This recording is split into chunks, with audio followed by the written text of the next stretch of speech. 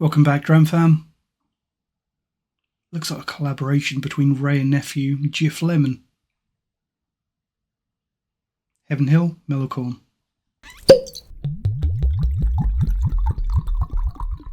So this is one that a lot of you will probably be familiar with, but I bet a lot of you have probably not tried it because it's the kind of thing that a lot of serious Scotch aficionados will probably look over. This stuff is made by Heaven Hill, so it's the same people that also make Georgia Moonshine or whatever it's called, which is, it appears to be an unaged version of this. So Heaven Hill is over in America, they're in Louisville, Kentucky. And because it's an American distillery and the laws are a little bit different over there, Heaven Hill make a wide range of different whiskies of different types. They make bourbon, they make moonshine, they make rye whiskey, they make wheated whiskies. And it's sometimes a little bit hard to tell what's actually made where because they don't go to great lengths, apart from the fact that they have got it in small writing on this one at least. They don't always go to great lengths to tell you what distillery it's actually made at. So Heaven Hill is the same distillery that makes things like Heaven Hill, Evan Williams, Rittenhouse Rye, Bernheim Original Wheated Whiskey, which I really liked when I first had it and got incredibly bored of about halfway through the bottle.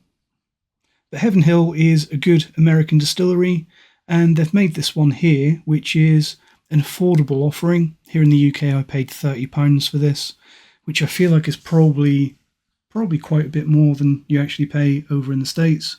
But it's still affordable, especially when consider that this stuff is bottled at 50% or 100 US proof. Interesting though, why is this corn whiskey?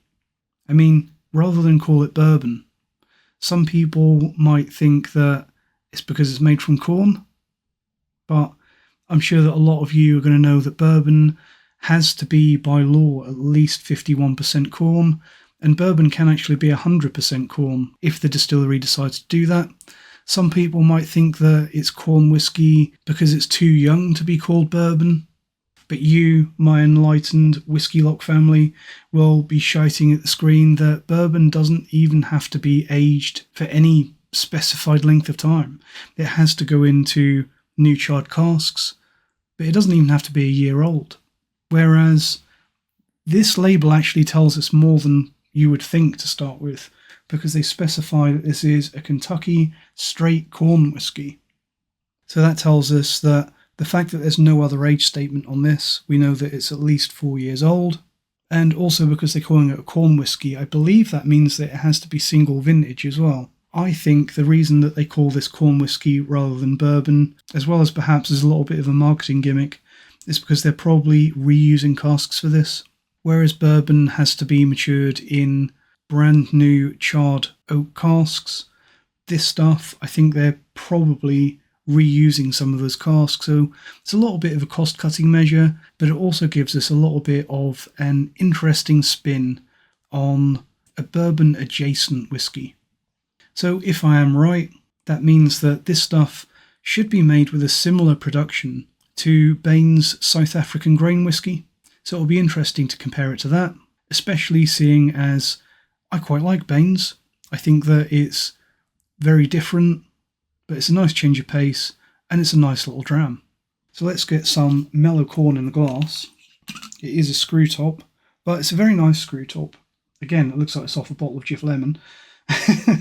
But it's nice, rigid plastic, forms a good seal. Probably, I don't know, that's controversial. It's going to say probably more reliable than a bit of dead tree shoved in the top of the bottle. Certainly more reliable than the corks that I've had lately, because a lot of them have snapped. Whereas that will keep your drink good for a long time. So Heaven Hill's Mellow corn on the nose. Very sweet. Sweet and nutty. Corn syrup, cut flowers. But I think that the sweetness that you get on this is different from the vast majority of bourbons. It's not quite as heavy-handed, I don't think. I think that it's a particularly crystalline, sugary sweetness. It's really more of a confectionery and sugary, like the sugary stuff that you get on peanut brittle. Not the actual peanuts, but the actual sweet part of peanut brittle, that really super sweet, refined sugar confectionery, although it does have a little bit of a peanut note on it as well. And a little bit of a note of like sweet lemon boiled sweets, sugary boiled sweets, peanuts, slightly grassy and musty and a little bit fusty. Just a slight grassy, slightly earthy note. So simple, pleasant, sweet, but interesting. Let's see how it tastes.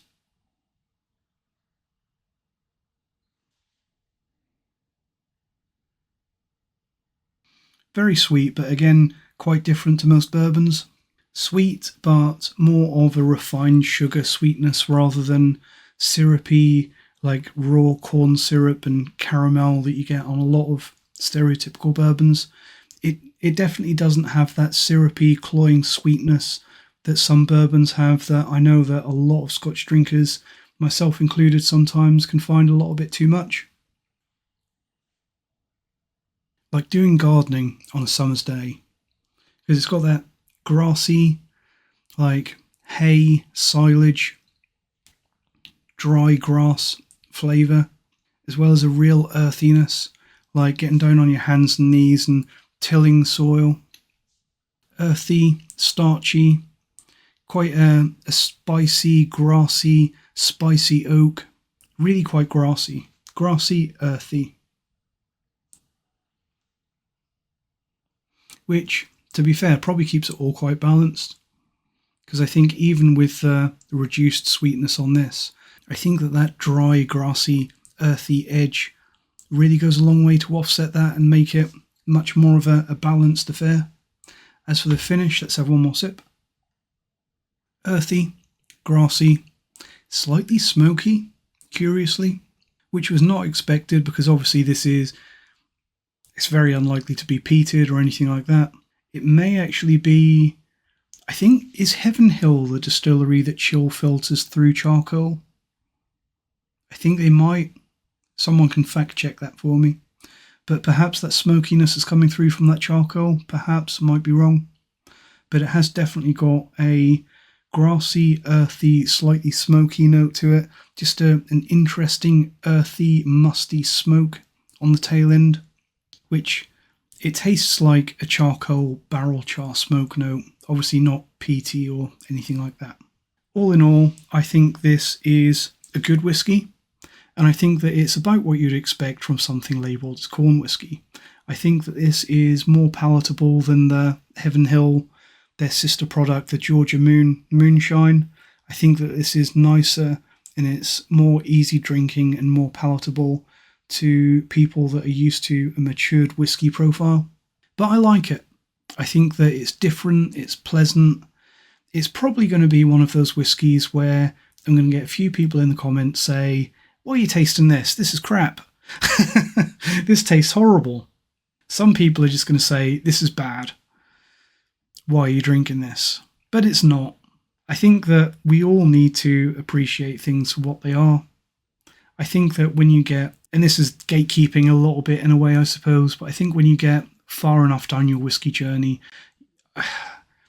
me personally, I did, and I hope that you will too, you get to a point where you start to appreciate the lesser whiskies for what they have and the character and the flavours that you get. And even sometimes you can appreciate a whiskey for its flaws. I think that we can all benefit from appreciating things for what they are and stop comparing everything to the best you've ever had, some distant memory. I do seriously think that taking that little step back and viewing things in isolation can give you a happier life. Put that 0 to 100 scale away. The only problem for me on this one, as I said before, is that I did have to pay £30 for this. I was waiting for this to go on offer because I have seen it on offer before, but I got bored, so I bought it. And I do think that £30 is probably a little bit high. because you're edging up to the kind of price bracket where you can get some really good Scotch, and you can get a lot of really good bourbon for perhaps £5 more than that. So I do think that 30 is a little bit high for something like this. Not much, but a little. But I think that anyone who likes bourbon, or the idea of trying a bourbon, but you're perhaps put off a little by that sickly sweet side that you may have experienced before and have come to expect, you might like to try this instead, especially if you can find it on offer. Going back to Bain's South African grain whisky, which is also a corn whisky. I think that is Bain's 100% corn. It's definitely high corn. Whereas this, I think I read that it's 80% corn in the mash bill. But the vast majority is corn. I think that compared to the Bain's, I think that this has a little bit more oomph and is perhaps a little bit less rounded. So take that opinion and go whichever way you think you'd prefer. I do think that this and the Bain's are quite similar. They are definitely made in a similar way and they give a similar-ish product, and I think they're both very good. Let me know what you think. Don't all trample over each other in the comments section to tell me that I shouldn't be drinking crap like this, because I like it. I think it's a pleasant change, and really, for £30 it's worth just getting to try something new.